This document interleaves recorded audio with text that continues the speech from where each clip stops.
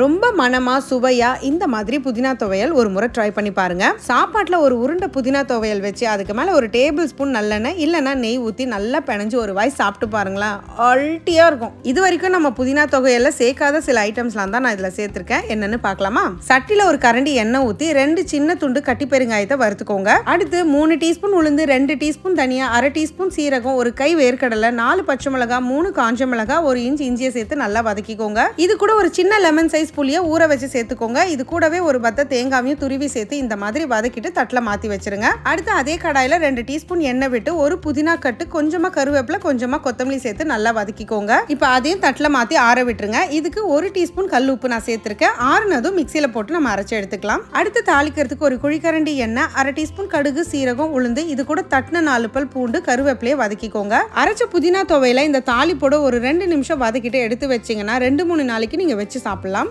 எப்படி? ஸோ யாரெல்லாம் ட்ரை பண்ண போறீங்க?